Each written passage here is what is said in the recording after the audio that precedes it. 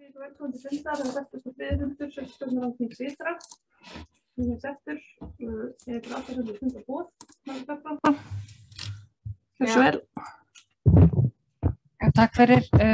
Við sendum inn á sunnudag, þá sendi ég inn fyrir okkar hönd óskum að mál nr. 2109-056, samþykktum byggingagjöld í Rangárþingi Ytra 2021 væri sett aftur á dagskrá.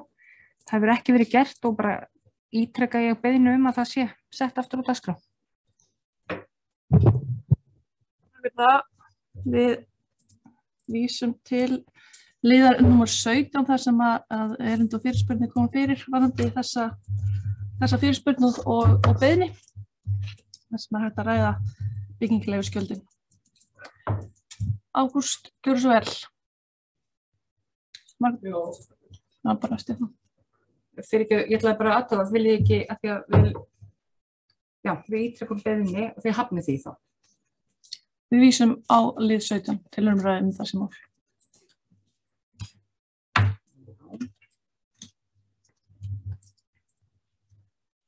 Ágúst, gjörðu svo vel. Já, takk fyrir það, Oddviti. Bara að segja frá því að og svona það nýjast á rekstri sveitarfélagsins að það er auðvitað þessa dagana erum við í COVID-bylgju mikilli og þannig að við höfum virkjað okkar viðbragðsteymi hérna hjá sveitarfélaginu sem eru auðvitað bara forstöðumennirnir okkar og lykil starfsfólk og fylgjumst vel með þessu. Staðan er þannig að þetta hefur verið að skjóta sig hérna niður í skólana hjá okkur og þessi íþróttamiðstöðuna en staðan er þannig núna að það er sem sé ein deild í Heklukoti, Lóukot sem er sem sé í sóttkví, annað er bara í eðlilegri starfsemi, nokkurn veginn, það vantar náttúrulega eitthvað starfsfólki og síðan er á Laugalandi þar eru í rauninni 50 og 70 bekkur líka heima í sóttkví, þannig að öðru leyti er starfsemin er bara venjulegu og horfið þó að það vantar mikið nemendum allavega í dag. En við vonumst til þess að þetta, með því að taka vel hressilega á þessu, þá verður þetta allt saman viðráðanlegt og gengur í sjálfu sig bara ágætlega að halda utan um þetta. Og stjórnendur okkar, skólastjórnendur standa sig mjög vel í að skipuleggja þetta og starfa saman með smitrakningateymi og slíkt. Nú í sveitarfélaginu það er bara fastir liðir eins og vanalega á þessum árstíma. Við erum byrjuð í endurskoðun fyrir árið 2021 og stjórnsýslu endurskoðunin langt komin og vorum í núna í kringum jólin. Og síðan er tíðindi af byggðarsamlögum okkar og það er sem sé hjá sorpstöðinni sem þar er í gangi vinna við að ráða framkvæmdastjóra fyrir sorpstöð Rangárþingi BS og er sem sé niðurstöðu vænti í því núna bara næstu dögum. Þannig að það er svona ákveðin breyting þar á skipulaginu. Síðan vil ég nefna það að það kom út fréttabréf sveitarfélagsins í desember. Það var nú bara rafrænt að þessu sinni, en það er að venju ýmsar áhugaverðar upplýsingar það sem er að gerast hjá okkur hér og vil bendi ykkur endilega að lesa það. Takk fyrir. Takk fyrir það. Þannig er eitt á dagskrá, það er allsherjar- og menningarmálanefnd fundur 22. Þar er vísað til umfjöllunar einstök mál en fundargerðin að öðru leyti til kynningar. Það er tekin út liður 1-2, samkeppni slagorð Rangárþings Ytra, niðurstaða atvinnu- og menningarmálanefndar. Nefndin þakkar öllum sem tóku þátt. Niðurstaða kosningarinnar er að slagorð Rangárþings Ytra er Rangárþing Ytra fyrir okkur öll. Markas- og kynningafulltrúa falið að hafa samband við vinningshafa. Og það er lagt til að sveitarstjórn lýsi yfir ánægju með hið nýja slagorð sem beinir athygli að mikilvægum gildum hjá sveitarfélaginu og er til þess fallið að efla góðan anda og samstöðu meðal íbúa. Orðið er laust. Margrét Harpa, gjörðu svo vel. Já, takk fyrir þetta. Við fórum smá rannsóknarvinnu eftir ábendingu sem þóttu svolítið svona sérstök. Þetta hljómaði kunnulega. Það er svolítið sérstakt að þetta var slagorð Sjálfstæðisflokksins í alþingiskosningum 2017 og þetta einnig undirskrift velferðarstefnu Reykjavíkurborgar. Mér finnst það svona pínu kjánalegt en íbúar hafa talað, ég áttaði mig ekki á þessu fyrir að kosningu var lokið, en mér finnst það mjög sérstakt að við séum að endurvinna svona slagorð. Mér finnst það spes en þessu sem almennt og ágætis tillaga. Takk fyrir það. Fleiri? Þeir sem geta samþykkt gefumerki. Tillagan samþykkt samhliða. Lið 2 Sorpstöð Rangárvallasýslu BS fundur 219. Þar fundargerðin lögð fram til kynningar. Liður 3 Samgöngu- og fjarskiptanefnd fundur 12. Þar vísað til umfjöllunar einstaka liði en fundargerðin að öðru leyti til kynningar. Tekin út liður 3.2 Snjómokstur. Það niðurstaða Samgöngu- og fjarskiptanefndar. Kynntar og niðurstöður verðkönnunar snjómoksturs. Var 4 aðilar gáfu verð og var gengið til samninga við 2 aðila. Nefndin lýsir ánægju með niðurstöðu verðkönnunar. Og nefndin leggur til að sveitarstjórn sendi Vegagerðinni áskorun frekari snjómokstur og hálkuvarnir á helstu tengivegum. Og það er lagt til að sveitarstjórn staðfesti bókun Samgöngu- og fjarskiptanefndar og feli sveitarstjóra að fylgja málun eftir. Orðið laust. Þessi geta á Yngvi. Já, ég held að þetta sé bara í besta mál og það þarf að íta á Vegagerðina með að auka snjómokstur og bregðast láta bregðast fyrir við á tengivegum þannig að það gerist ekki eins og gerist svo ofta að það ekki farið að ryðja þá fyrir löngu eftir að snjórinn fellur og þá komið bara búið að þjappa kannski niður og verður síðan lýsingalag sem ætlar aldrei að fara þegar loksins fer að hlama. Þannig ég lýsi bara yfir ánægju og vill endilega hvetja til þess að það sé ítt sem mest á Vegagerðinni. Takk fyrir það. Og ekki fleiri hvatt til hljóðs. Þeir sem geta samþykkt tillögunni gefa merki. Tillagan er samþykkt samhliða. Það liður 4 skipulags- og umferðarnefndar Rangárþings ytra fundur 46. Þar vísað til umfjöllunar einstaka liði en fundargerðin að öðru leyti staðfest. Liður 4.1 Suðurlandsvegur 1-3 samruni eldri lóða í miðvang 1. Niðurstaða skipulags- og umferðarnefndar. Skipulagsnefnd gerir ekki athugasemdir við áform með landskipti. Nefndin leggur til að heiti lóðarinnar skuli breytt í samræmi við gildandi deiliskipulag í miðvang 1 eins fljótt og hægt er. Það er lagt til að sveitarstjórn staðfesti bókun skipulags- og umferðarnefndar og er það samþykkt samhljóða. Liður 4.2 Þjóðólfshagi 1 landnúmer 165164 landskipti og leiðrétting á afmörkun. Það niðurstaða skipulags- og umferðarnefndar. Skipulagsnefnd telur að það sé ekki hlutverk nefndarinnar eða sveitarstjórnar að úrskurða landamerki á milli jarða í einkaeigu ef ágreining er að ræða á milli viðkomandi landeigenda. Slíkt þurfi landeigendur sjálfir að útkljá sín á milli. Skipulagsnefnd getur því ekki á þessum tímapunkti tekið afstöðu til leiðréttra marka á milli jarðanna nema fyrirliggi staðfesting beggja aðila að mörk hafi verið ranglega skráð. Samhliða leiðrétting á mörkum, ef að verður, telur nefndin að í kjölfarið þyrfti að breyta mörkum á milli sveitarfélaganna Rangárþings ytra og Ásahrepps og því kalla nefndin eftir fullu samráði við sveitarstjórn Ásahrepps afgreiðslu á þessu erindi. Nefndin leggur því til að erindi þessu verði frestað og það er lagt til að sveitarstjórn staðfesti bókun skipulags- og umferðarnefndar. Og það er samþykkt samhljóða. Liður 4.3 Nestún 17 bygging bílskúrs út fyrir byggingareit. Það er niðurstaða skipulags- og umferðarnefndar.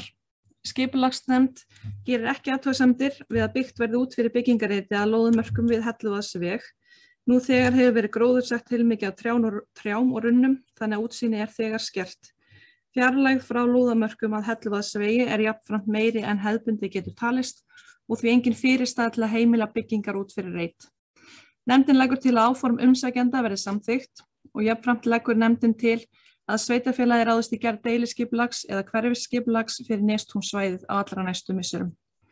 Það er lagt til að sveitarstjórn staðfesti bókun skipulags- og umferðarnefndar og er það samþykkt samhljóða.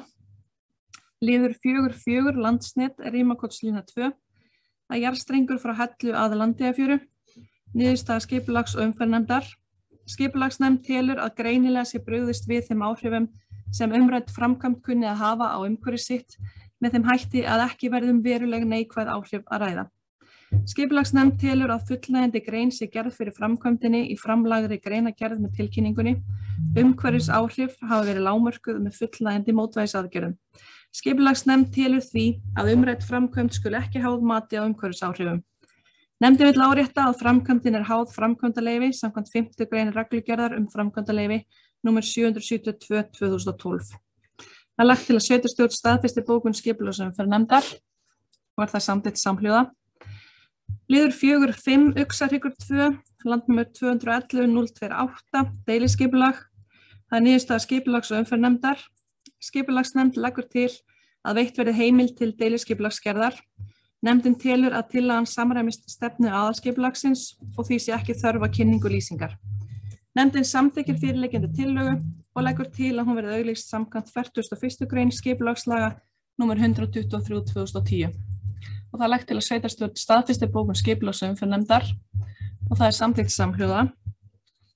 Liður 4.6 Heklusel, breyting á gildandi deiliskipulagi. Niðurstaða skipulags- og umferðarnefndar. Skipulagsnefnd leggur til að veitt verði heimild til deiliskipulagsgerðar. Nefndin telur að tillagan samræmist stefnu aðalskipulagsins og því sé ekki þörf á kynningu lýsingar. Nefndin samþykkir fyrirliggjandi tillögu og leggur til að hún verði auglýst samkvæmt 41. grein skipulagslaga nr. 123/2010. Það er lagt til að sveitarstjórn staðfesti bókun skipulags- og umferðarnefndar og það samþykkt samhljóða. Liður 4.7 Efra-Sel, Lækjarsel, breyting á gildandi deiliskipulagi. Niðurstaða skipulags- og umferðarnefndar. Skipulagsnefnd leggur til að veitt verði heimild til breytingar á gildandi deiliskipulagi. Nefndin telur að óverulega breytingu sé að ræða, þar sem breytingin víkur að engu leyti frá notkun, nýtingar hlutfalli, útliti og formi viðkomandi svæðis. Nefndin leggur því til að farið verði málsmeðferð samkvæmt 2. málsgrein 43. greinar skipulagslaga nr. 123/2010 en tillagan skuli jafnframt grenndarkynnt öðrum hagsmunaaðilum á svæðinu. Og ég vek athygli að hér er sérstaka bókun ræð vegna þess að gögn hafa borist eftir fund skipulags- og umferðarnefndar og til að bókun sveitarstjórn staðfestir afgreiðslu skipulags- og umferðarnefndar en telur ekki þörf á frekari grenndarkynningu þar sem staðfesting hlutaðeigandi lóðarhafa barst sveitarstjórn eftir afgreiðslu skipulags- og umferðarnefndar. Ekki orðið laust þessi tillögu. Engin kveðið sér hljóðs. Þeir sem geta samþykkt gefið merki. Tillagan samþykkt samhljóða. Liður 4.8 Aðalskipulag Skaftahrepps. Niðurstaða skipulags- og umferðarnefndar. Skipulagsnefnd gerir ekki athugasemdir við framlagða tillögum en óskar eftir nánara samráði skilgreiningu sveitarfélagamarka á þeim stöðum sem þau ekki í samræmi innbyrðis. Lagt er til að sveitarstjórn staðfesti bókun skipulags- og umferðarnefndar og það samþykkt samhljóða. Liður 4.9 Rangárþing Eystra, endurskoðun aðalskipulags 2020-2032. Niðurstaða skipulags- og umferðarnefndar. Skipulagsnefnd gerir ekki athugasemdir við framlagða tillögu en óskar eftir nánara samráði skilgreiningu sveitarfélagamarka á þeim stöðum sem þau ekki í samræmi innbyrðis. Það er lagt til að sveitarstjórn staðfesti bókun skipulags- og umferðarnefndar og það samþykkt samhljóða. Förum við lið 5, það er þróun skólasvæðis á Hellu, skýrsla PAC mat á áhrifum fjárfestingar í leik- og grunnskóla og útboð vegna fyrsta áfanga. Er lögð fram til kynningar skýrsla PAC mat á áhrifum fjárfestingarinnar á fjárhag Rangárþings ytra. Niðurstaða mats PAC er að fjárhagsleg staða sveitarfélagsins ráði við þá fjárfestingu sem fyrirhuguð við nýjan leik- og grunnskóla á Hellu og það er lögð fram fullnaðarhönnun fyrsta áfangaverkefnisins frá Arkísarkitektum og útboðsgögn og það er lagt til að bjóða út fyrsta áfangaverkefnisins í samræmi við útboðsgögnin og greinagerð fyrirhugað útboðsferli. Orðið laust. Margrét Harpa, gjörðu svo vel.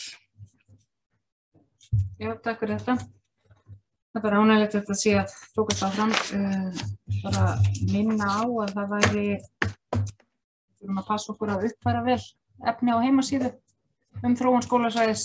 Passa að gleyma ekki að setja þar inn það sem má setja þar inn til að halda íbúum upplýstum. Góð ábending, takk. Fleiri? Hjalti? Ég er bara fagna þessu að það sé að frásta þessu framkvæmd og líka við þessi skýrsla bara leit mjög vel út. Jósi, takk fyrir. Takk. Yngvi, gjörðu svo vel. Já, ég fagna því mjög að þetta að fara af stað. Ég búið að vera svolítið áhugamál hjá mér.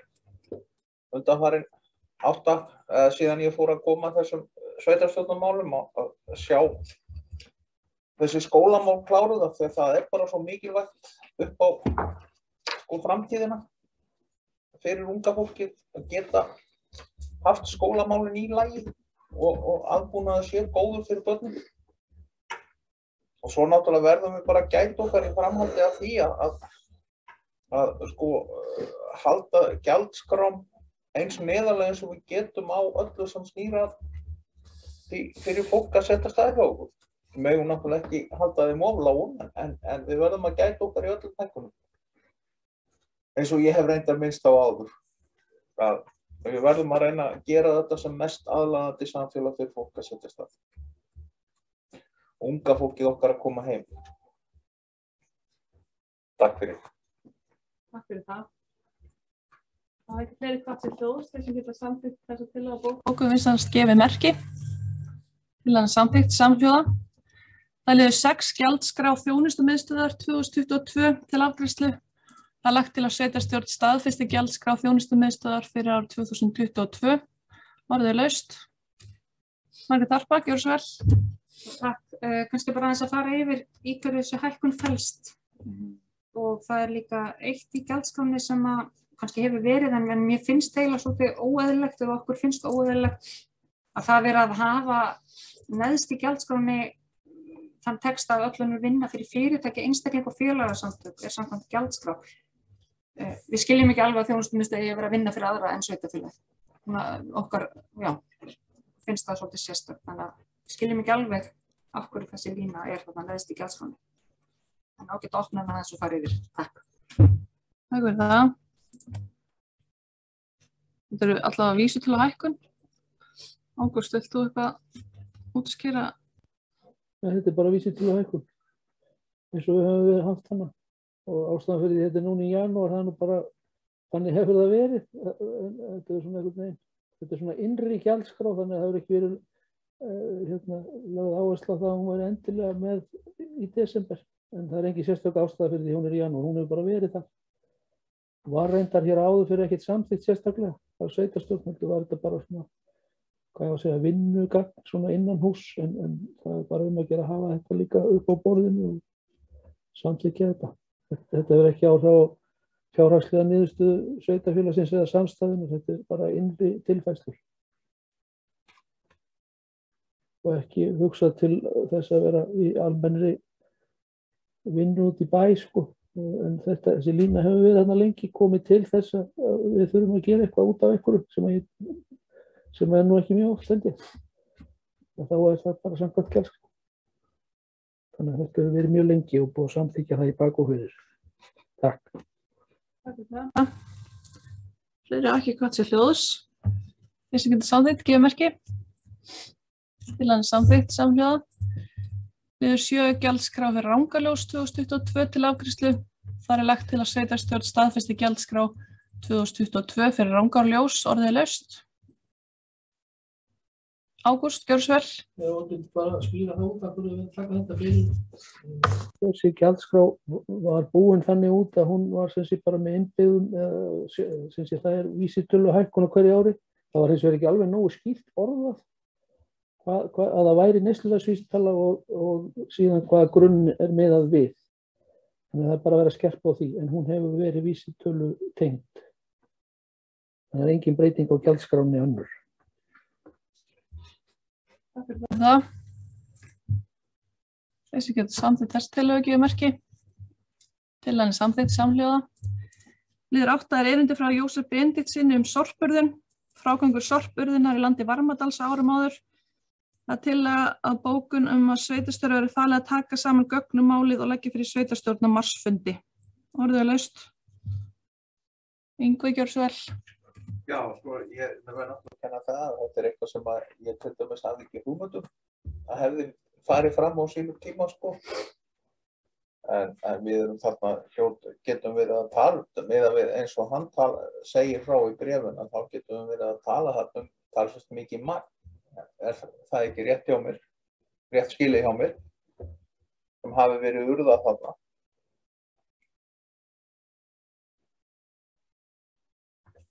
Takk.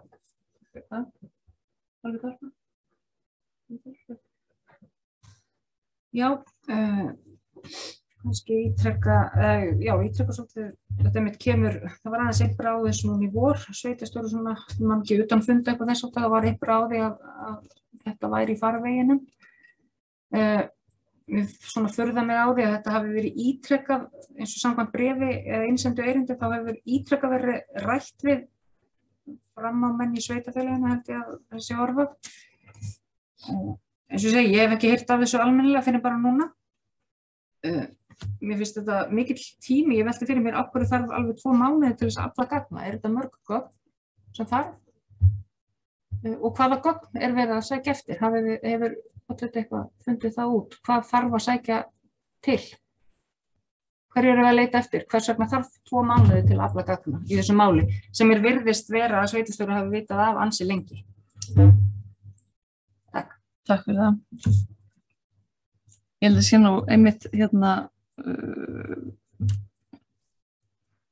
kannski ekki endilega það einfalt mál sko, og þess vegna er verið að gefa aðeins rúman tíma, það getur tekið tíma að safna gögnum, bæði varðandi bara, þetta er náttúrulega svolítið tími síðan það var gert, þá að reyna að athuga hvort það sé einhverju samningar til þar eða annað slíkt og athuga hvort það séu fordæmi þetta annars staðar. Þetta eru þetta talsvert magn eins og einhver kemur inn á. Við vitum ekki nákvæmlega hvað þetta er mikið. Það er reyna að komast að þessu öllu saman. Þannig að það þarf bara að gefa þessu rúman tíma. Ágúst, gjörðu svo vel. Já, takk fyrir það. Það er sjálfsagt að skýra það út að það bara svo að það sé nú alveg á hreinu að eins og kemur fram í erindi í Jósefs, þá hefur hann minnst á þetta nokkuð sinnum við bæði mig og forvera minn hér, eða forvera, segir hann, og eins við kannski aðalega við þá sem hafa stýrt þjónustumiðstöðinni. En ég hvatti hann eindregið til þess að senda bara einn formlegt erindi, þannig að þetta færi í formlegan farveg, þannig að það var nú bara mín ábending til hans og hér er erindi. Þannig fyrir að hafa það svona lausara í reiðbólum þó að sé allur vilji til þess að skýra málið eins og hægt er, það er bara þannig. En þetta við vitum það alveg að þetta auðvitað víða land sem að þetta hefur verið gert og það er ekki bara þarna sem að sveitarfélagið okkar eða sveitarfélagin sem að áður runnu inn í Rangárþingið voru með ruslahauga eitthvað staðar. Þannig að þess vegna nú er að tala að ég held að þurfi bara aðeins tíma sko. Það er ekki verið að reyna að draga málið á langinn, alls ekki, en ég held að það sé þannig að þurfi þennan tíma til að ná einhverju meira saman þetta. Ekki það er búið að taka saman hellinga gögnum og maður skilur þetta miklu betur en hins vegar vantar inn í þetta. Þannig að það er ástæðan. Takk fyrir það. Einhver gjörðu svo vel. Já, þetta náttúrulega sjálfsagt viðvarandi vandamál mjög víða. Ég veit náttúrulega eins og bara niður frá að þá settum við gryfjur allavega fyrir jafn og svoleiðis bara mikil á sem við kollum. Það var bara ítt upp gryfjum og þar var urðað. Og það var náttúrulega bara í sameiginlegu landsvæði eða útskiptur landi frá öllum. Og sjálfsagt hefur eitthvað staðar verið þó að kannski hafi verið gert upp í holtum að það hafi bara menn urðað hver fyrir sig. En auðvitað er líka kannski þörf á því að það sé tekið saman upplýsingar og reyndar bara aflað gagna hvar svona gryfjur og urðunarstaðir væru í sveitarfélaginu. Það sé til einhver hugmynd það, en varðandi þetta þá náttúrulega hlýtur að þurfa að tala við fyrrum forystumenn hér eftir því að þeim sem til eru hvort það hafi legið fyrir einhverju samningar skriflegir. Einhver hlýtur að vita eitthvað og því fyrr sem farið er á staði að reyna að ná sambandi að þeim líklegra eða afla upplýsinga, þeim líklegra að það fáist einhverjar upplýsingar. Það getur verið ef það eru skriflegir samningar að þeir séu einhvers staðar í skjalagossum sem getur tekið óratíma að finna. Ef ekki búið að flega þig. Takk fyrir. Takk. Steindór Gjörsver. Já, takk. Þetta bara, það nú kannski skömminni til skárra, maður veit svo sem ekkert hvaða tegund af sorpi þetta en skömminni skárra þetta liggi þó neðan jarðarheldur en þetta sé ljúkandi út alla koppagrundir eins og rusla nú oft í dag, sko, en þannig að ég veit ekki að það taka þetta í burtu náttúrulega þessi stór aðgerð og væri fyrir örugglega í sjálfu sér að fara í umhverfismat væntanlega að hrófla mikið við því en bara gott að sé verið að ég hef gert það sjálfur þegar fólk að leita til mig sem með munnlega erindi hvert hvattum til að senda erindi bara á sveitastjórn og það hefur verið gengið eftir nú þetta komið sem sagt opinberlega fram og hvort það mánuður til eða frá kannski breytir ekki öllu eða gögnum. Það talið að það takið þann tíma og þá var það bara þannig að vera þannig að vonandi bara finnst eitthvað út úr þessu sem allir geta verið sáttið við. Takk fyrir það. Takk fyrir það, Steindór. Takk fyrir eitthvað. Jú, Margrét Harpa. Já, kannski bara ítreka svona áður beiðni frá okkur sem hefur nú gjarnan verið að svona hvatningu. Kom fram í máli sveitarstjóra að það væri nú þegar eitthvað gögnum komið og þess vegna svona svolítið synd að þau sé ekki bara undir málinu nú þegar. En bara strax og eitthvað gögn til að skella þeim nú undir málið í vonsysteminu og þá getum við nú svona lesið þetta og ígrunda því þetta stórt mál. Það bara hvatning að setja þetta sem fyrst inn, það sem til og svo jafn óðum. Ekki skella þessu inn 2 sólarhringum fyrir fund. Takk. Takk fyrir það. Ágúst Gjörsver. Já, ég vil bara segja frá því að þau til eru eitthvað því formi að það sé eftir að setja það undir sem eitthvað opinber skjöl. Þetta náttúrulega bara, þetta ekki þannig. En þetta verður það sett allt undir mál. Nú þetta til mál sem hægt að vinna með. Ekki fleiri. Þegar byrja að tella upp þessi geta samþykkt gefið merki. Til hann samþykkt, samhljóða. Fyrir með lið 9 stafræn þróunarverkefni. Hér yfirlit stafræn þróunarverkefni sem sveitarfélagið tekur þátt í og staðfesting á þátttöku í valkvæðum verkefnum. Það lagt fram minnisblað þau stafrænu þróunarverkefni sem sveitarfélagið tengist en þau eru stafrænt Suðurland, stafrænt ráð sveitarfélag á Suðurlandi, stafrænt sveitarfélög og stafrænt Ísland. Það reiknar með að verkefninu stafrænt Suðurland ljúki í maí og þáttaka bundin við vinnuframlag starfsmanna sveitarfélagsins í hópastarfi en annar kostnaður greiddur af jöfnunarsjóði. Taka þar afstöðu til umfangs þátttöku í verkefninu stafrænt sveitarfélag árið 2022 og það lagt til að sveitarfélagið verði áfram þáttakandi í verkefninu stafrænt sveitarfélög og taki þátt í verkefnunum sem falla undir stafræna innviði, auk lausna og upplýsingum inn á stafrænsveitarfélög.is. Heildargreiðslan þá 727.185 krónur á árinu 2022 og það gert ráð fyrir því að fjárhagsáætlun ársins undir málaflokk 21. Orðið laust. Margrét Harpa, gjör svo vel. Já, takk. Það var mjög fróðlegt og þetta var flott minnisblað og bara fróðlegt að lesa og fá aðeins yfirsýn yfir því hvað við erum að vinna í þessari stafrænu þróun. Þetta margt í gangi og margt mjög merkilegt. Við erum nú svona, það afleitt verkefni af sveitarfélaginu Suðurland, því verkefni það stafrænt Suðurland. Ég að velta fyrir mér hvort við ættum kannski hvort það sé ekki áhugi í sveitarstjórn að fá verkefnastjóra á okkar fund, þess vegna núna bara fyrir febrúarfund með smá kynningu, þannig við vitum að hvað í gangi þar. Ég ætla að, ef ég tala fyrir mig, þá hef ég lítið heyrt af því verkefni núna eftir að verkefnahópurinn hættur störfum, hvort það væri ekki bara áhugavert að fá hana Margréti inn á fund með kynningu, hvort við ættum að tvinna því þarna við. Takk. Takk fyrir það. Ég held að það sé bara mjög gott og upplýsandi fyrir okkur.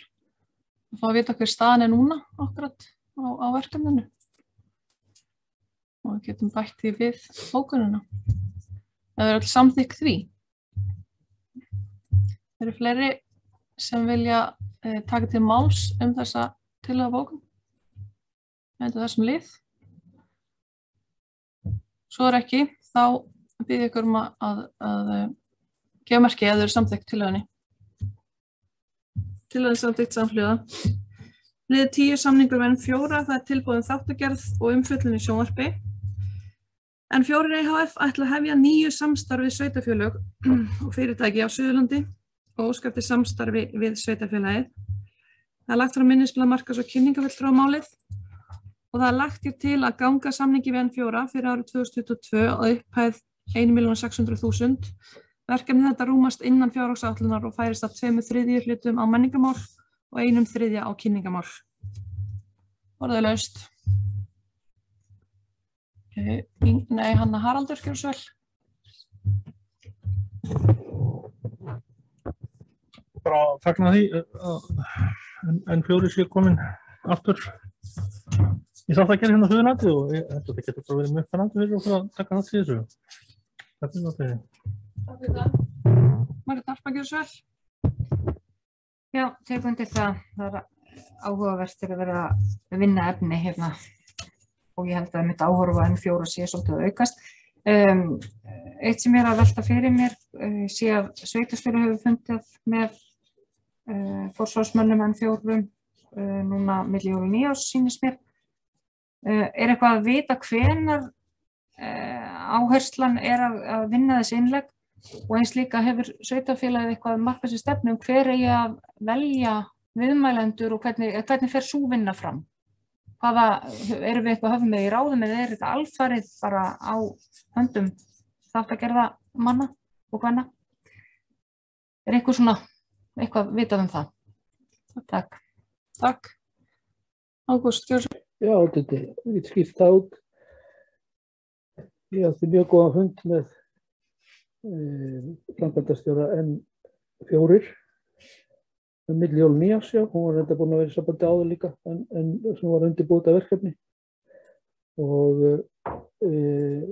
N4 hefur sér áhuga að koma hingað á Suðurland og þeir eru þetta bara með eigin þáttagerð en við getum auðvitað lagt fram óskir um það sem við viljum sjá fjallað og það er auðvitað markas- og kynningafulltrúi okkar sem verður tengiliður væntanlega en ég gerir ráð fyrir því að það er hægt að koma fram með bara það er óskir sem við viljum.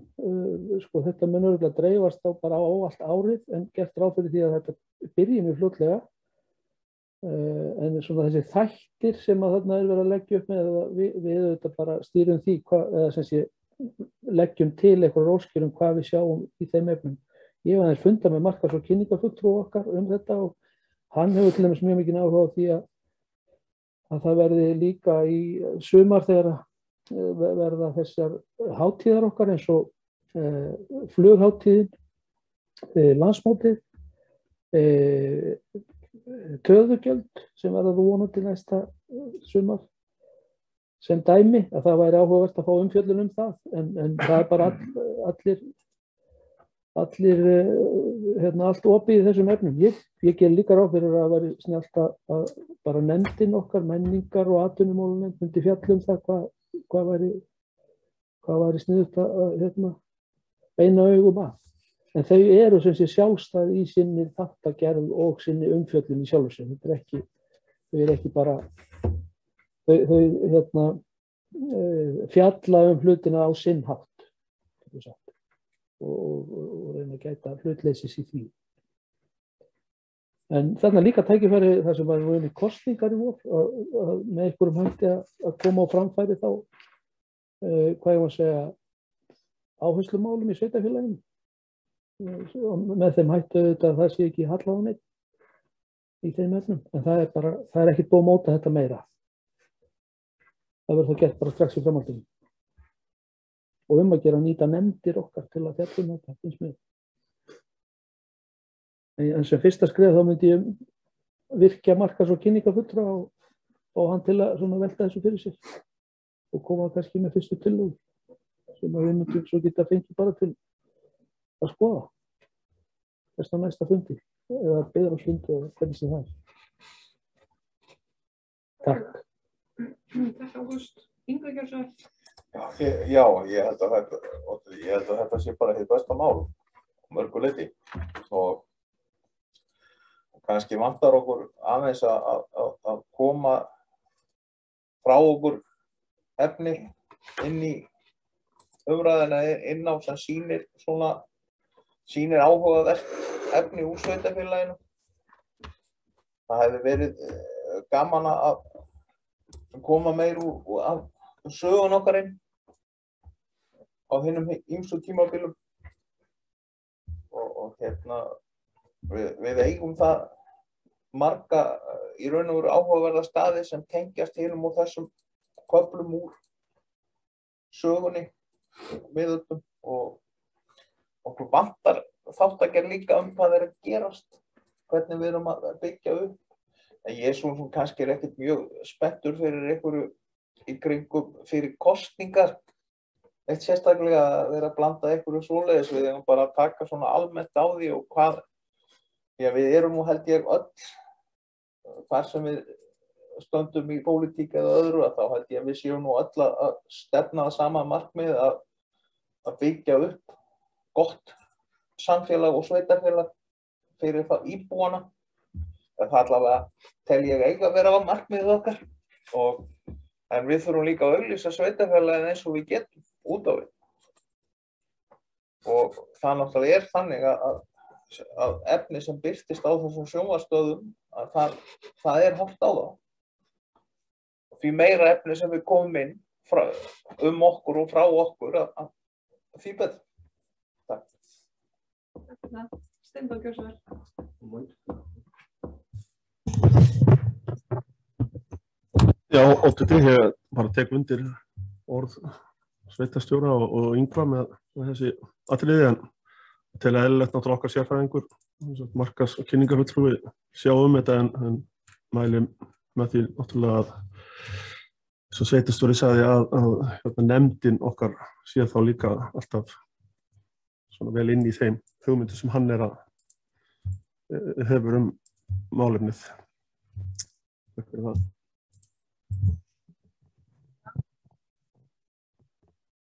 Það var ekki fleiri hvað sér hljóðs. Jú, Margrét Harpa, vel. Já, takk. Ég er að velta fyrir mig hvort við ættum að setja þetta þarna inn í ljósi umræða, hvort við ættum að bæta þessu þarna við að markas- og kynningarfulltrúi sé tengilegu verkefnisins ásamt atvinnu- og menningarmálunum. Hvort það væri svona skýrara, ég finnst það svona, ég held að við séum búin að ræða þetta, það held ég að sé skýrara að færa það í texta. Takk. Ég held að það sé bara mjög gott að við bætum því við bókunum okkar til þess að hnykkja á því að markas- og kynningarfulltrúi eru falið að vera hér tengilegur og hafi með atvinnu- og menningarmálanefnd. Bæti því við, Ágúst. Þeir sem geta samþykkt þá tillöguna með þeirri viðbót vinsalskeið Tillagan samþykkt samhljóða. Koni lið 11 sala íbúða við Nestún 4 og 6 og 310 til auglýsingar. Það er lagt til að íbúðir sveitarfélagsins við Nestún 4 og 6 og 310 verði auglýstar til sölu. Orðið er laust. Þeir sem geta samþykkt geðmerki. Tillagan samþykkt samhljóða og að sveitarstjóra verði falið að vinna þetta mál áfram. Liður 12, kauptilboð Gíslatangi 3. Það eru hér lögð fram 6 kauptilboð sem borist hafa í eignina og lagt til að ganga að hæsta tilboðinu og að sveitarstjóri verði falið að ganga frá kaupunum. Sölunni. Orðið er laust. Margrét Harpa. Já, bara áhugavert að sjá og bara gaman að sjá að það sé mikill áhugi á að kaupa þetta húsnæði. Síðast þegar við seldum íbúð Gíslatanga þá tókum við fram kaupverði. Spurning hvort við höfum þetta ekki sambærilega bókun? Ég held að það er ekki búið að ganga frá núna. Þannig að ég tel að það sé ekki tímabært að setja upphæðina hér inn. Þannig að þetta þá kemur náttúrulega aftur fyrir. Til staðfestingar. Til staðfestingar. Fínt. Það er bara gott. Steindór, viltu þú? Já. Gjörðu svo vel. Það er bara að fagna þeim áfanga að þessa íbúðir sé að fara úr okkar eigu til aðalega sem að alltaf búa einn áfram. Mér finnst það bara mjög gott að losa allar þær íbúðir sem mögulegt er á sveitarfélagsins eigu séu seldar, þannig að þetta bara stefnir allt í gott mál. Vegna því. Smá betri hljóðs, þeir sem geta samþykkt geðmerki. Tillagan samþykkt samhljóða. Lið 13 búðtún 1 fyrir spurnum breytingu í parhús. Margrét Erla Eysteinsdóttir sem fekk úthlutað lón nr. 1 við Búðatún til að byggja á henni einbýlishús óskar eftir að fá henni breytt til að byggja á henni parhús. Sveitarstjórn hefur farið yfir óskir lóðarhafa og metur það svo að ekki sé heppilegt að ráðast í breytingu á skipulagi þannig að hægt sé að byggja parhús í stað einbýlishús eins og gert er ráð fyrir. Og niðurstaða sveitarstjórnar því hafna erindinu eins og skipulagsumferðarnefnd hafði áðurlagt til. Orðið er laust. Steindór. Já, ég skilst nú að heyrt í lóðarhafa að þetta sem sagt sé nú ákveðin fordæmi að breyta svona lóðum úr einbýli í parhús að þetta, en ég skal ekki segja hvað sú lóð var einhverju að leita öðruvísi eða aðstæður öðruvísi, en ég hef nú svona kosið að reyna að leysa þetta þannig að hægt væri að fara að óskum lóðarhafa. En hérna, já, þannig ég mun þar að ekki samþykkja þetta. Takk fyrir það. Já, við langar bara að forvitnast. Við erum með 2 svipaðar umsóknir í næsta lið einnig. Þetta er náttúrulega, sveitarstjórn hefur svo sem ekki farið yfir þetta sameiginlega. Og þessi 9 gögn sem vísað í á síðustu fundi, ég hef ekki séð þau. Hefur formaður skipulagsnefndar og þá þessum byggingar fulltrúi eða sveitarstjóri eða hver hefur verið að fara ítarlega yfir gögn og hvaða gögn þá? Því það lá engin ný gögn fyrir þessum fundi núna til að mynda sér skoðun. Næsta mál líka sem er þessu tengt, númer 14, leggur meirihluti til sambærilega afgreiðslu á því. Takk. Takk. Haraldur, gjörðu svo vel. Þetta sé að við erum í sama máli sem þetta og þetta svipar lóðin og jú, ég og stjórnarfulltrúi vorum að vita þessu og erum búin að fara yfir þetta og auðvitað það er alveg kostur að bæta við íbúð þannig að við myndum fá meira enn í sveitarstjórn þetta er íbúð á allt þess að það er kostur. Við myndum örugglega að fá mjög miklar athugasemdir núverandi íbúa í hverfinu og í annar stað þá náttúrulega eru lagnir ekkert hannaðar við þetta.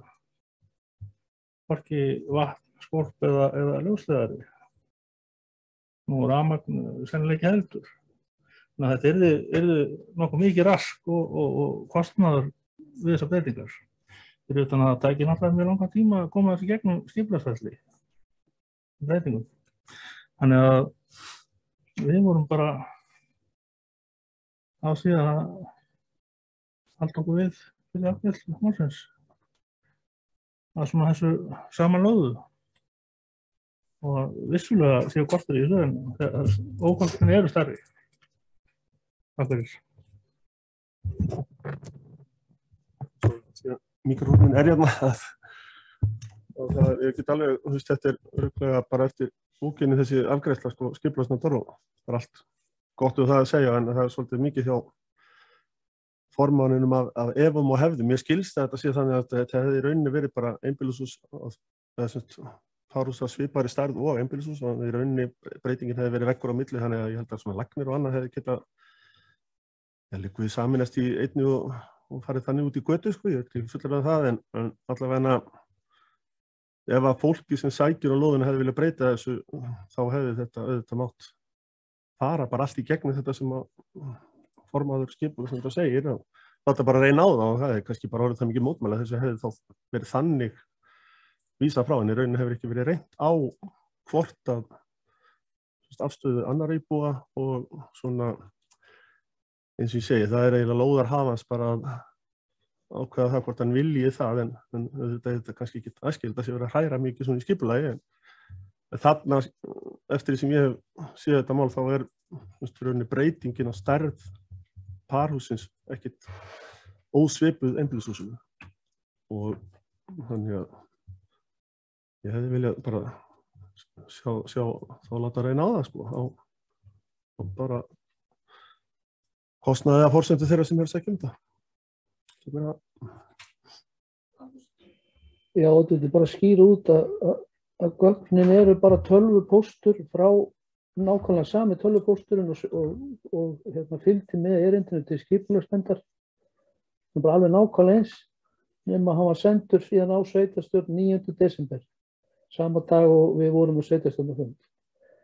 Og þess vegna var málinu frestað þá. Það er bara nákvæmlega sami tölvupósturinn. En hann er undir málinu. Það er ekki nein önnur nýgögn í málinu. Síðan reyndar barst núna frá þeim og það er það undir. Þá var svona riss af hvernig parhús gæti formað sig á þessari lóð. Sem sjálfsög, já, það er það eina sem er þarna. En sko, gögnin sem ræðir er bara sami tölvupósturinn. Nema hann barst svo sveitarstjórn, hann var fyrst stílaður á sem sé skipulags- og byggingarfulltrúar, svo hann sami tölvupóstur stílaður á sveitarstjórnina og þeim tölvupóstur var fylgt eftir með símtali við sveitarstjórn þennan sama dag. Það eru gögnin í málinu. Svo vil ég bara bæta einu við sem kom líka til tals þegar það var verið að fara yfir þetta að eins og þið munið á fundinum í október að þá stóð sveitarstjórn eða byggðarráð í því tilfelli fyrir því að þurfa að draga á milli umsækjendum lóðir. Það er sjálfsög nýtt fyrir okkur. Við höfum yfirleitt getað bara úthlutað þeim lóðum sem menn óska eftir. En þar var meðal annars mikið sótt í parhúsalóðir og það er allar líkur til þess að okkur bæri þá að auglýsa þetta að nýju.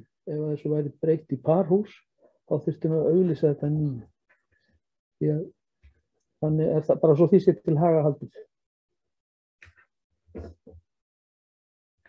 Og ég má bara bæta við að það er þá spurningu ef að það er nauðsynlegt að byggja parhús, hvort að við getum þá ekki bara fundið þannig lóðir og boðið þessu fólki sem við viljum gjarnan að byggja hjá okkur hús og sé hérna hjá okkur og sé ánægt. Takk. Takk fyrir það. Yngvi. Og þegar þetta var rætt á fundi skipulagsnefndar þá sko eru lóðirnar náttúrulega skipulagðar sem einbýlishúsalóðir og aðkoma á annað er ekki heldur alveg hreint. Þetta er ekkert mjög vítt og mikið svæði þarna í kring. Þetta eru litlar lóðir og eftir því sem að mér sýnist að þá var ekki víst sko að hreinlega bara að þetta svæði bærið að fjölga svona mikið. Og svo náttúrulega þegar sótt er þá eru það alveg skýrt að þetta eru einbýlishúsalóðir.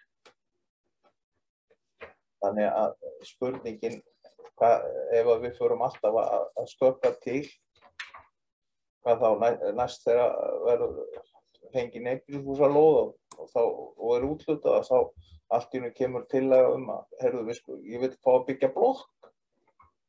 Við þá að samþykkja það. Við verðum einhvers staðar að þetta, sko, við hljótum að geta fundið lóðir undir parhús annars staðar hjá okkur.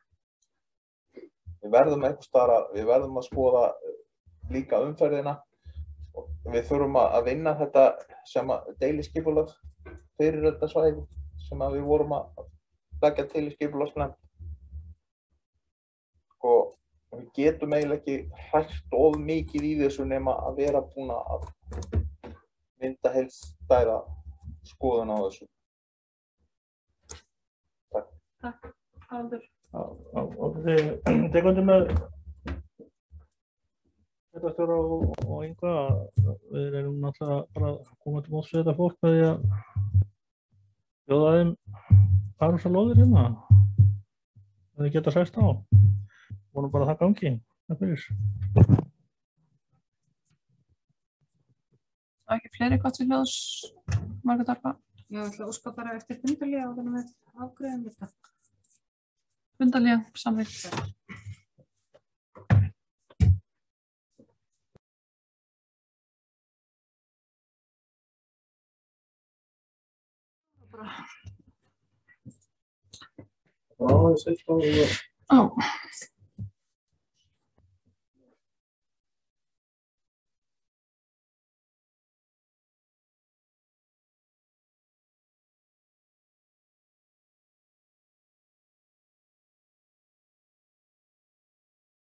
Þessi ljós, Steindór, gjörðu svo vel.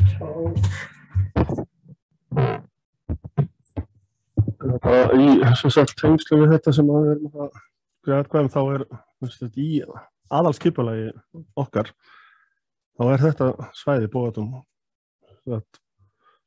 skilgreint sem rað- og parhúsasvæði og gert ráð fyrir litlum íbúðum meðal annars fyrir eldri borgara. Það hefur einhvers staðar verið vikið af þeirri leið og svæðið ekki deiliskipulag. Það ekki búið að vinna sem deiliskipulagi, þannig í rauninni þurftum við geta að taka það upp, heldur bara þetta deiliskipulagt. Það ekki til deiliskipulag. Þannig að það bara að koma því á framfæri fyrir svona upphaflegu áætlunum með þetta svæði. Takk.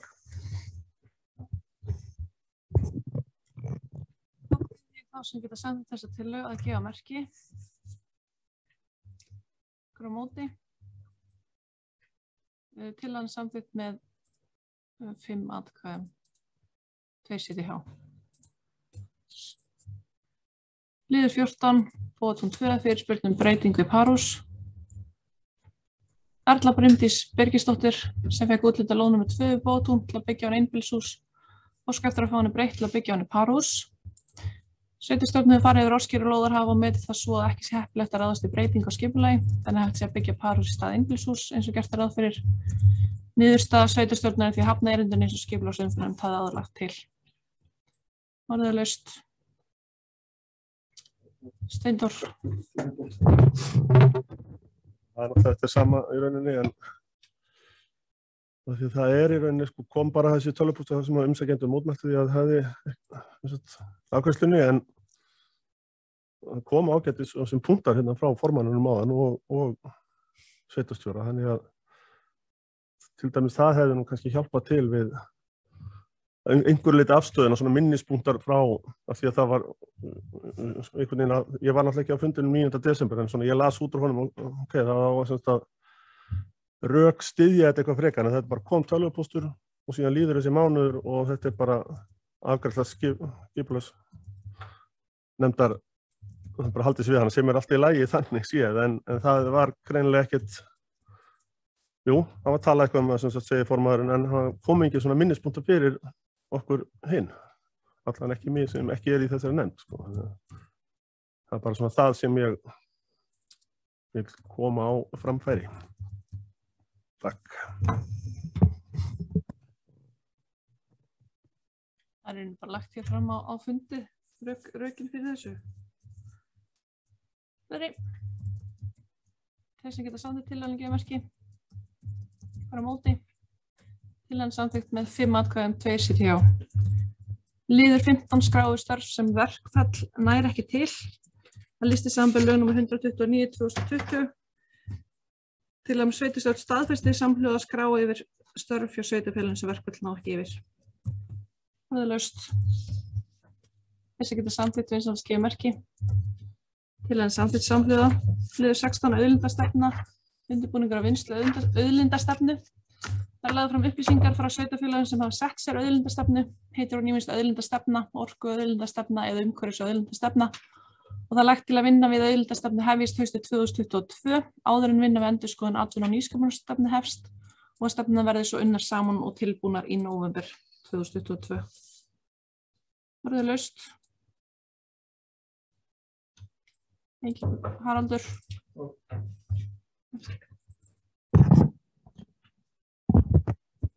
Það fagnar því að þessi búið að taka ákvarðanir um það að fara í þessa vinnu og það er gott mál.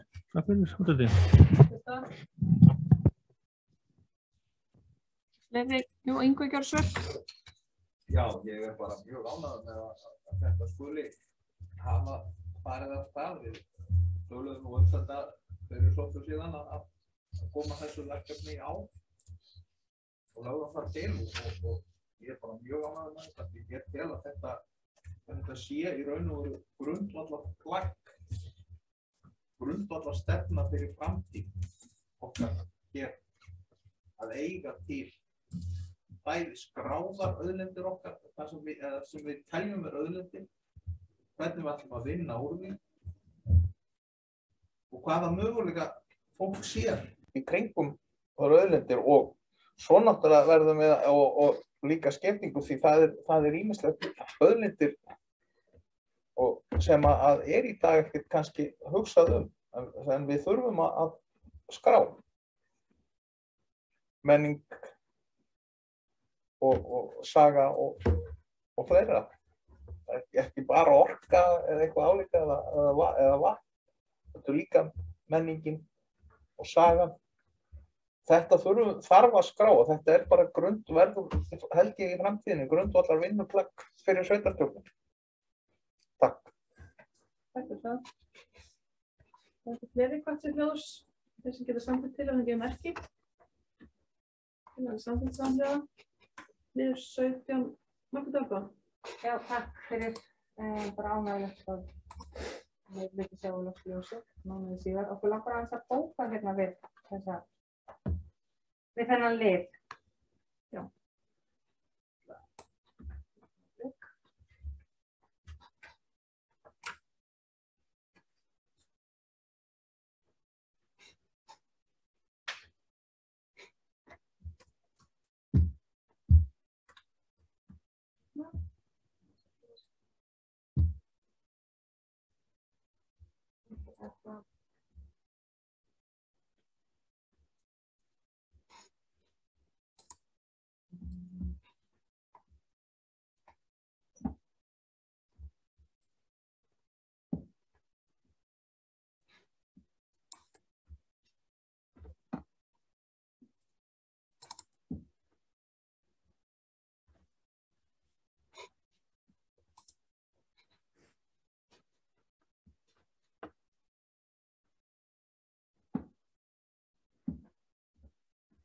Svona, þá var ég búin að senda það á stað.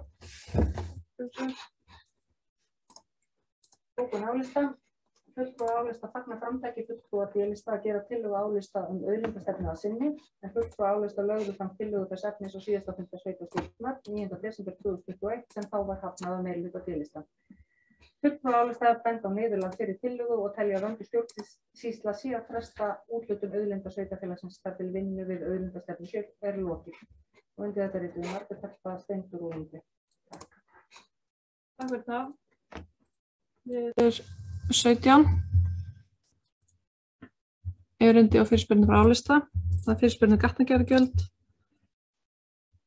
Viljið fylgja þessu eftir? Steindur, gjörðu svo vel.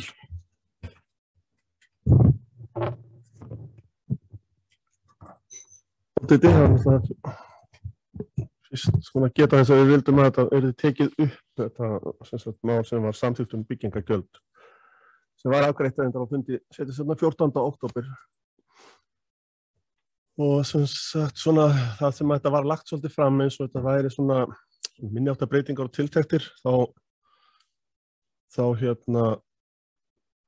kom manni þá óvart það sé svona alveg grundvallar breyting hvernig gjöldin eru innheimti eða sem sagt útreikningur byggingagjalds, það er alveg hægt að segja að þau hafa ekki hækkað þess að í krónum en það er alltaf þessi aðferðir notaða núna við að reikna bygginga- og gatnagerðargjöld.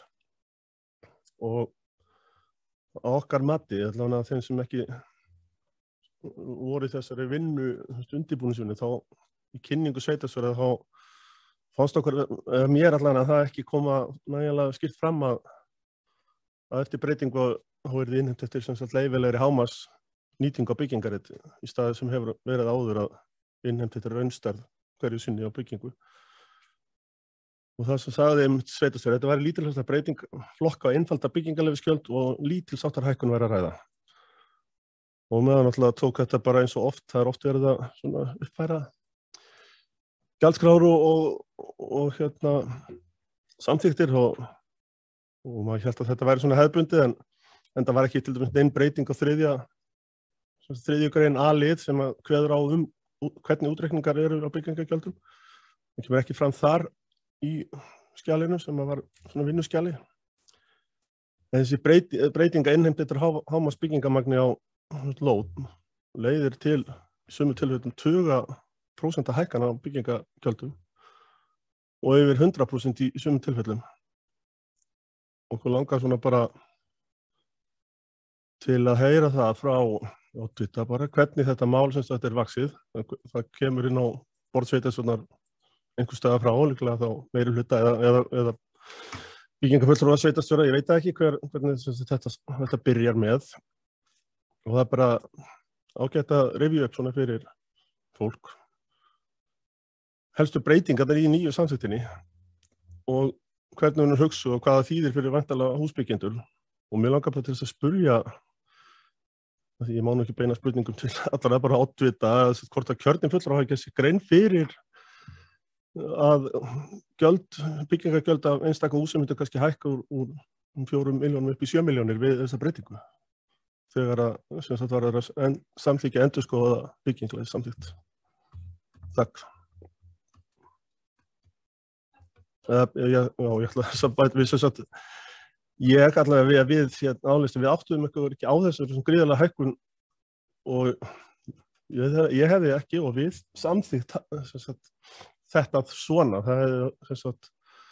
Þá þurfti að breyta aðeins reiknireglan til þess að milda aðeins þessa gríðarlega hækkun sem allt í að skella á. Þannig að og við bara vörpuði fram hvort þetta hafi verið vel ígrundað og lagt fram svona yfirlegur á því að þetta sé fylgi þessu talnalega röku og annað að bara fá að heyra það frá oddvita.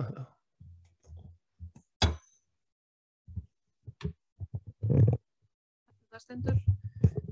Þetta kom þetta fyrst fyrir byggðaráð til að breytinga á þessum gjöldum. Það er nú bara nákvæmlega þannig að við vorum orðin lægri en sveitarfélögin kringum okkur og þetta var ekki fyrir gatnagerðargjöldum hjá okkur. Þetta næði ekki fyrir því eins og þetta var.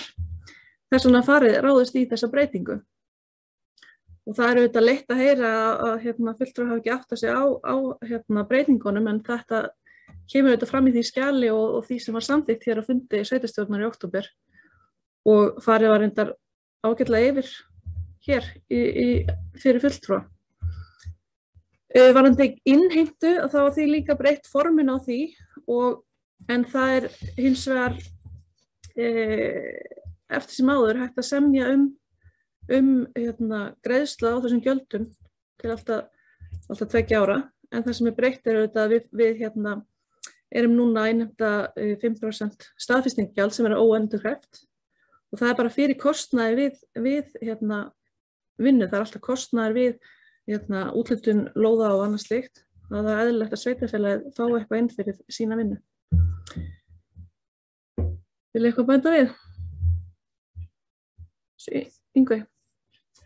Og ég held að við umræðum þessa á sínum tíma og hafði ég tekið til máls og minnst á það að við þyrftum að fara gætilega í hækkanir. Ég samþykkti þetta en við þyrftum að fara gætilega.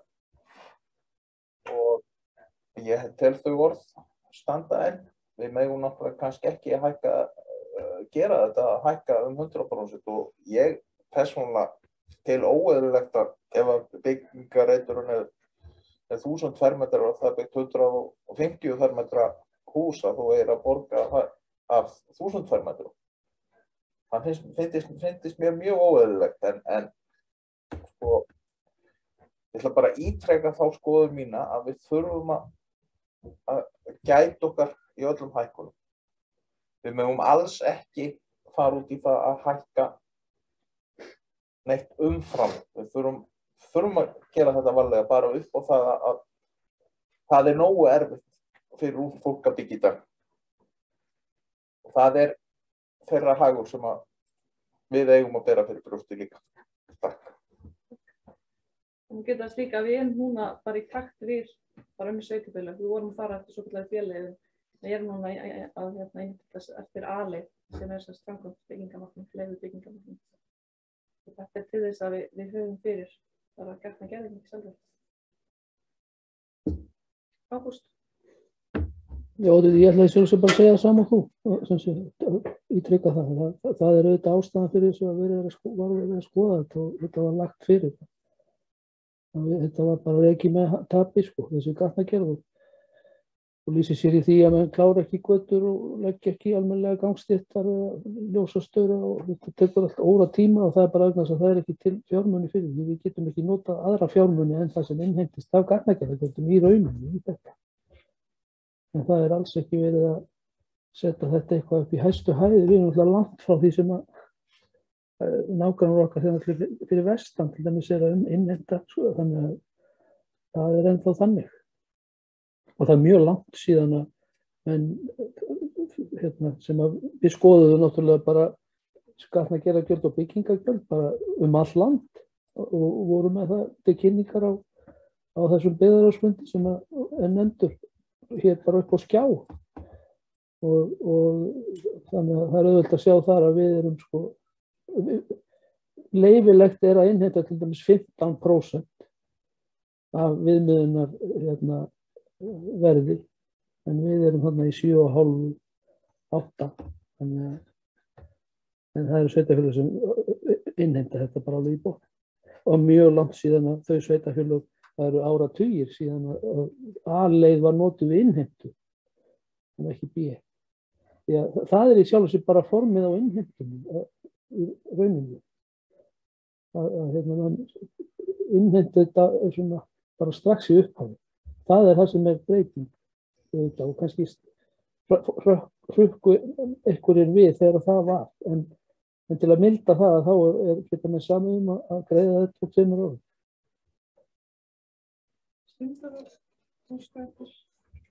Já, og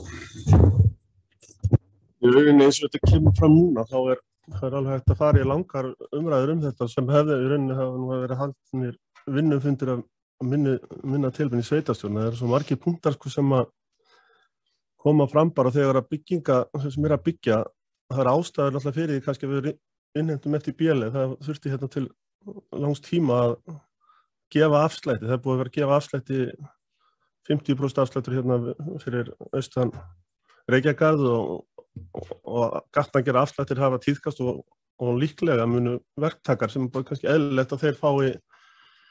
Nú eru þeir loksins svona farnir að sjá einhvern dag að byggja þarna. Þá eins og bara, ég veit ekki hvort það gerist þarna daginn þegar komið þessar 100 umsóknir þarna, hvort að menn hafi bara farið í svona svakalega vímu yfir því að þetta náttúrulega svolítið varasamt að bera sig alltaf saman við aðra. Við getum alveg verið aðeins lægri og ég bara velti því fyrir mig til dæmis með þennan 50% afslátt á einhver ákveðni götu sem var bara ákveðið á sveitarstjórn, þótti bara eðlilegt og var bara alltaf leið til þess að örva byggingu á því svæði að eiga til dæmis á núverandi sem ætla að fara að byggja núna og í framtíðinni og þetta verður rukkað, eiga þeir að fara að borga svona gamla afslætti svo við getum farið að viðhalda götum í gamla Helluþorpi eða mér finnst þetta svo bara svo svakaleg hækkun í bara einu lagi og þó að sé sagt að dreifa greiðslum á 2 ár, það bara eins og bankar má sé lengt lánið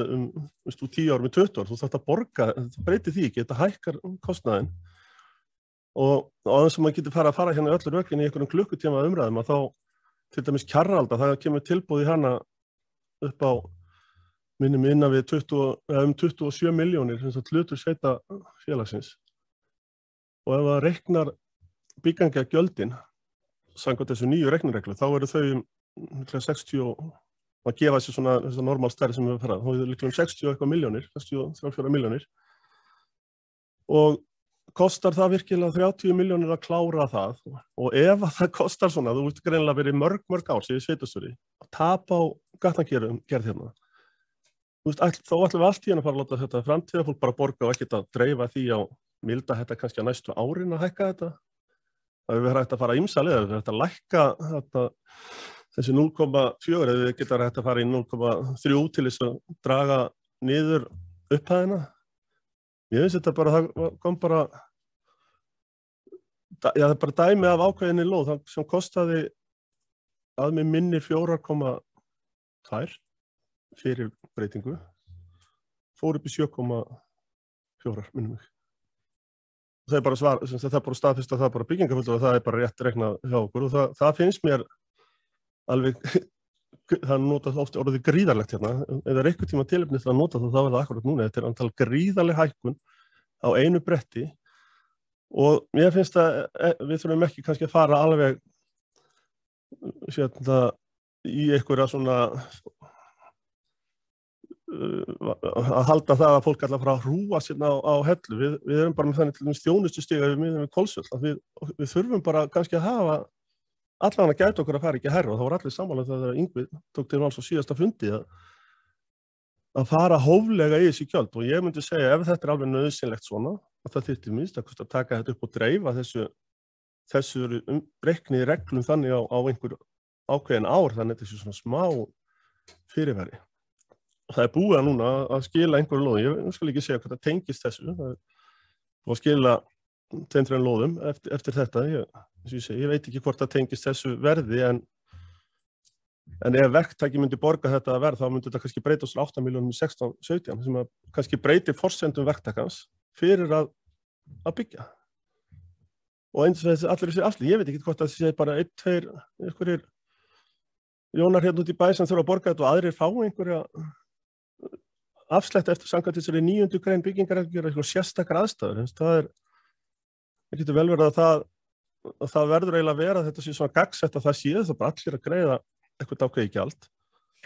Af því að þessi 9. grein opnar bara á að það getur eiginlega hver sem er sótt það einhvern veginn.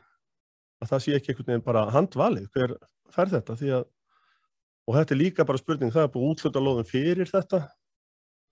Áður en þetta gerðist munu þá verða greitt þegar það verður hefja framkvæmdir. Það er svo margt í þessu sem er bara, já mér finnst bara fullt tilefni til þess að bara sanngjarnt að taka þetta upp og aðeins að yfirfara þetta betur í þessu ljósi því að ég náttúrulega var ekki þarna byggðarráðskynningu eða hvað það var en ég hvet bara sveitarstjóra sjálfan til þess að hlusta á sjálfan sig á fundinum 14. sem þetta er kynnt minni háttar breytingar tiltekt í flokkun á málum og lítils háttar hækkun. En það er hækkunin, það er nú teginlegt, hækkunin er engin en það er verið að breyta útreikningum og nú er einbýlishúsa lóð held í 370 fermetra og þú borgar það bara allt í upphafi. Nýtingareiturinn er svona algengur það á einbýlishúsi. Þannig að ég finnst full ástæða til þess að ég held að fólk ætti nú bara, en kannski gerðu eitthvað grein fyrir því að þið værið að hækka þetta setta 100 og eitthvað % hjá mörgum, það er bara fínt. Ég hefði ekki samþykkt þetta ef ég hefði áttað mig á því, vil heldur ekki að sveitarfélag sé borga með þessu, það hefur samt verið gert í gegnum tíðina, margoft, fullt af dæmum það. Þannig að þarna ef þessi ákvörðun hefði verið svona, þá hefði maður að minnsta kosti vilja dreifa því á bara einhver ár, sko. Og það þarf alltaf að gera það eftir aðstæðum í þjóðfélaginu, svona stundum þurfum við kannski að hvetja fólk til að koma hingað og jafnvel bara gæti verið rök að borga með til þess að fá íbúðina svæðið og vera komið bara með fleiri í samfélagið. En ég meina ef að þetta er búið að taka hérna nokkur rök, helst hefði við bara vilja gera tillögu að taka þetta bara endurskoða þetta sem samþykkt var þarna, allavega ég hefði ekki ég verði bara að játa það, ég er svona vitlaus, en það stóð ekki neina breytingar í þessu 3. grein, en það kemur síðan hægt að lesa einhvers staðar neðar í skjalinu að reglan breytist og náttúrulega sjálfsögðu finnst mér að byggingafulltrúin sem okkar sérfræðingur ætti nú að kynna þetta fyrir okkur hinum sem ekki að vinna dagstælega í þessu. Og bara spurningin er hver hefur þá niðurgreitt alla tíð þessi mörg ár aftur í tíman og akkur ætlum við allt í einu núna að fara að láta fólk borga fyrir það sem þetta kostar. Takk fyrir.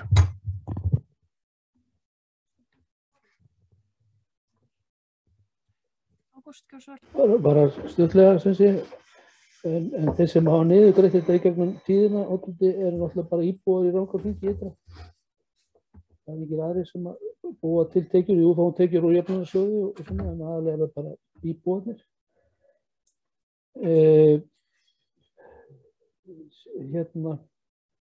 Síðan vil ég leiðrétta annað sem kom fram bara, svo það sé mikilvægt að sem sé kostnaður við Kjarröldu, ég veit nákvæmlega hver hann er. Hann er sem sé við jarðvinnu, þar gerðum við ákveðin samning, en heildarkostnaður þegar uppfærður staðið með þá götu þegar búið er að malbika og gera þetta allt saman. Það eru ekstra á milli 40 og 50 milljónir. Þannig að það liggur líka fyrir sko. Þannig að bara það er mun hærra heldur en það sem var með. Það voru 15 milljónir tekið til þess að væntanlega viðhalda götun sem að þeir íbúar á þeim tíma greiddu ekki fyrir. Það koma þá 15 milljónir aukalega samkvæmt svona sirkabót áætlaðar byggingargjöld. En það ef að fólk gerir það meðvitað að hækka til 160, 70, 80, 100, 150 götu í svona tilfelli. Það bara, ef það er meðvitað, þá er það bara.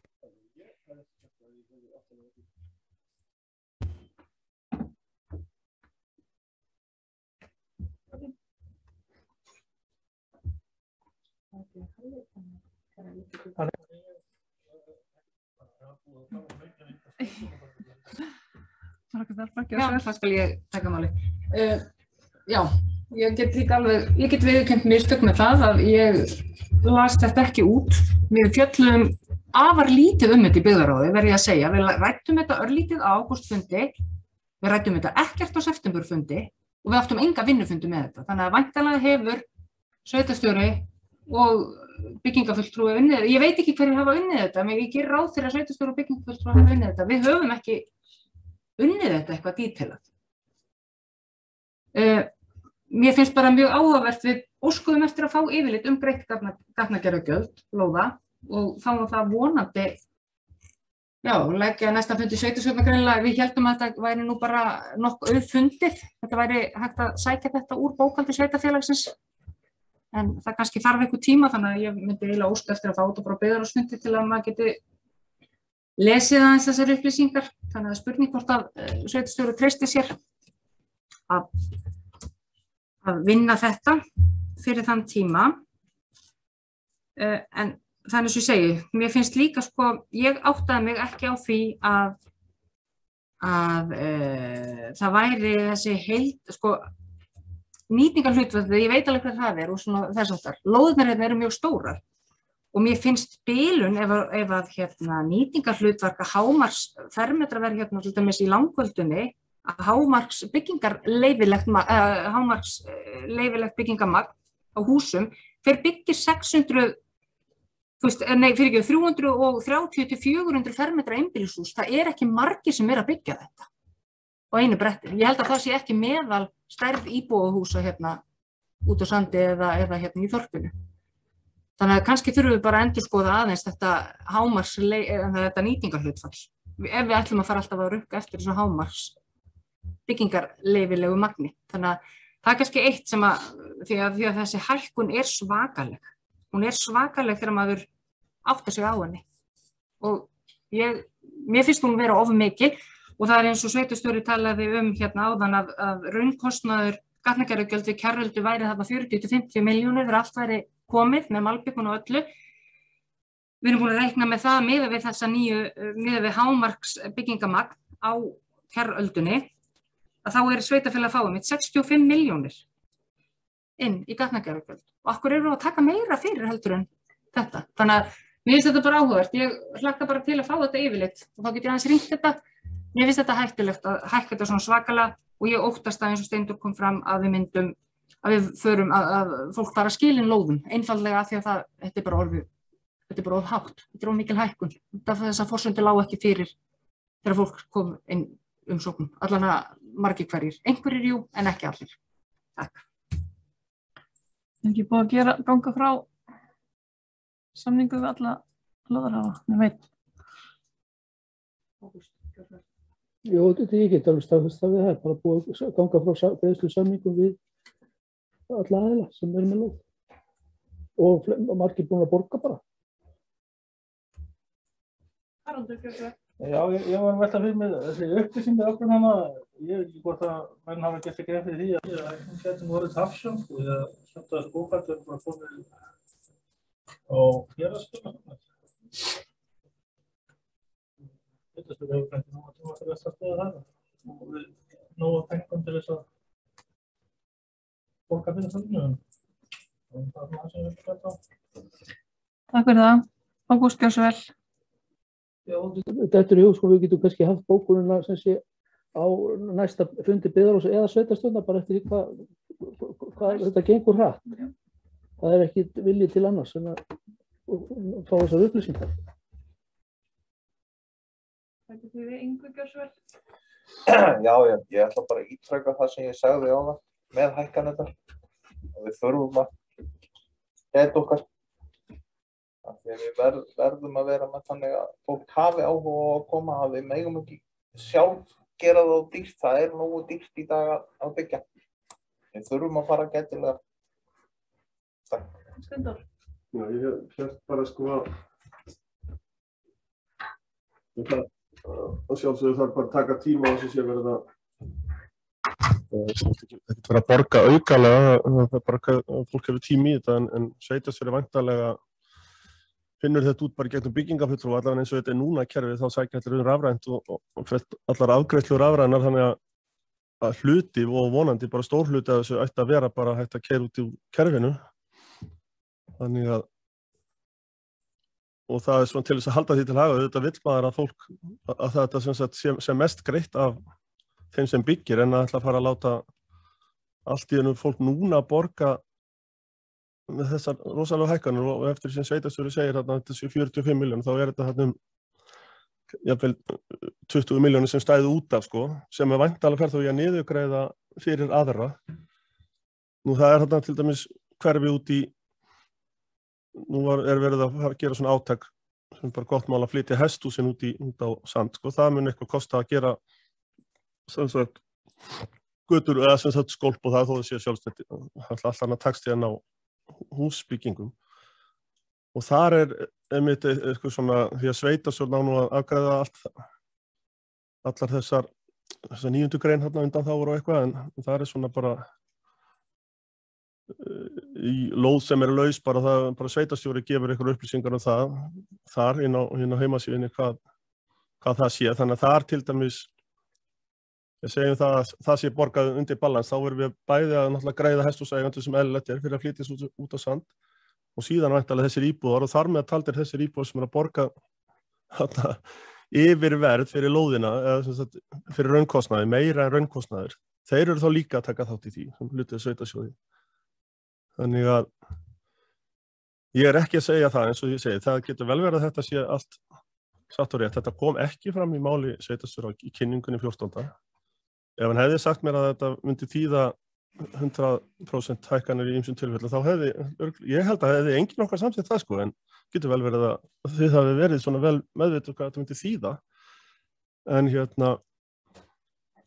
við hefum viljað sko þetta væri tekið upp einmitt með hvort það væri hægt að deila þessu út, en það er alltaf bara ánægjulegt ef fólk er búið að borga þetta en einhver eru búin að skilja lóðum, það er kannski eins og ég segi af öðru tilefni. En takk fyrir það. Bara benda á það að þetta er auðvitað bara sömu gjöld fyrir alla, alveg sama hvort að ein gata er ódýrari í framleiðslu en önnur. Það er auðvitað misjafnt, stundum eru það bara út af einhverjum aðstæðum miklu ódýrari eða mikið dýrari.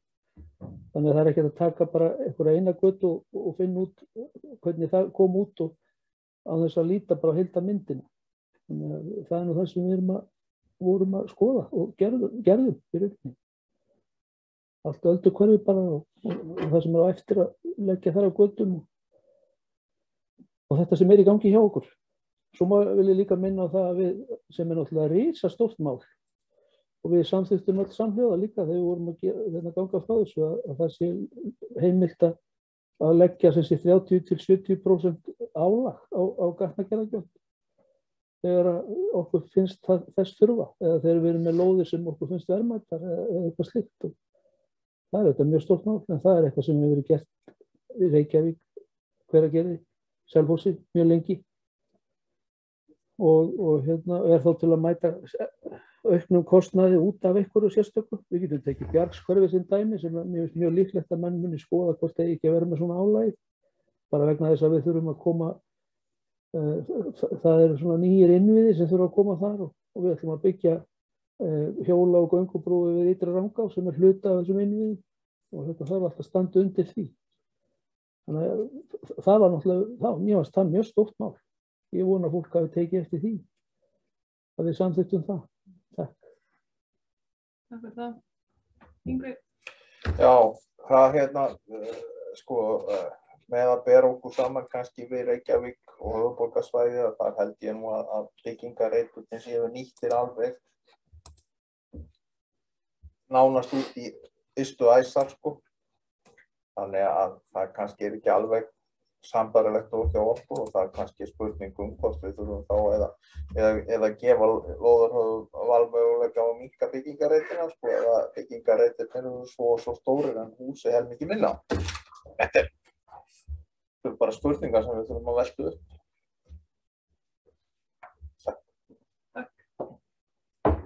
Nú hefur við búin að ákveða umræða ekki fleiri hvattir hljóðs en það eins og komið fram hefur óskað eftir yfirleitt umgreitt gatnagerðargjöld lóða í sveitarfélaginu fyrir tímabili 1. janúar 2012 til 14. október 2021 og fyrir tímabili 15. október 2021 til 7. janúar 2022 og það lagt til að sveitarstjórar eru falið að taka saman þessu upplýsingar og leggja fram á næsta fundi byggðarráðs eða sveitarstjórnar eftir atvikum. Þið samþykk þessari afgreiðslu? Næsta mál. Já. Það óskar bara eftir smá fundarhlé, ef ég má. Já. Fundarhlé samþykkt. Og það næsta liður takk.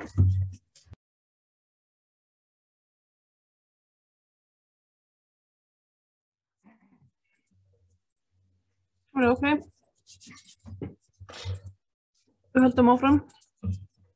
Númer 18, það Landmannalaugar beiðni umsögn vegna veitingareksturs.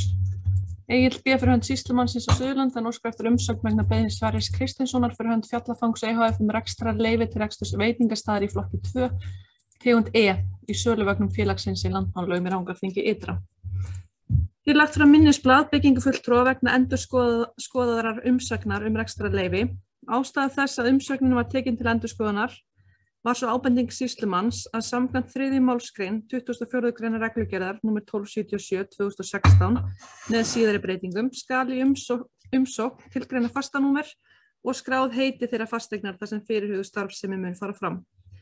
Sveitarstjórn getur því ekki gefið jákvæða umsögn til reksturs veitingastaða í flokki 2 tegund E í söluvögnum Fjallafangs EHF í Landmannalaugum í Rangárþingi Ytra.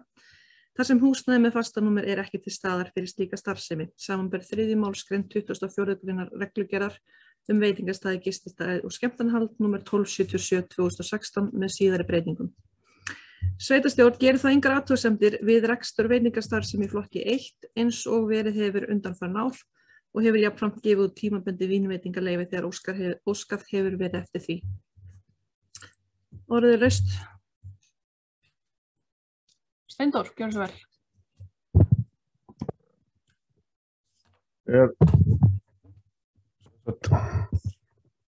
Hvað þyrfti til að samþykkja þetta? Það er þá að væri lítil blettur undir eða verður þetta að vera jarðfast hús til þess að geta fengið þetta leyfi því að fastnúmer og skráð heiti fasteignar. Þannig að þetta er ekki hægt að hafa svona eins og stundum með stöðuleyfi til árs í senn eða það er semst ekki hægt að leysa úr þessu erindi með einhvers konar bráðabirgðaleyfi. Öðru leyti en kemur fram hann í restina. Takk.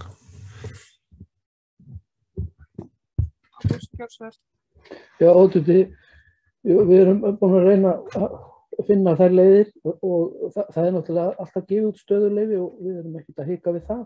Eða sem sé byggingafulltrúi gerir það í þessu og ekkert mál. En til að fara alveg eftir lögunum eins og þau eru núna, að þá er ekki hægt að gefa út í rauninni vínveitingar, þetta snýst vínveitingarleyfið, það er ekki hægt að gefa það út á stöðuleyfi. Því að er að ræða ótímabundna ótímabundið rekstrarleyfi, það ekki tímabundið, það bara ótímabundið, en hins vegar þá bara stöðuleyfi til 1 árs í senn. Og þess vegna gengur þetta bara hreinlega ekki upp. En það sem sé bara bent á það að halda áfram eins og verið hefur, að vera með bara rekstrarleyfi 1 sem gengur alveg upp, og síðan þá þessi möguleiki að gefa ótímabundin vínveitingaleyfi. Eins og var gert til dæmis síðasta sumar, að þá samþykktum við það bara vikulega í rauninni til að uppfylla öll skilyrði sem að sýslumaður gerir til að geta gefið þetta út. Þetta svona aðeins önugt að þurfa að gera þetta svona, það allavega hægt, það leið í málinu.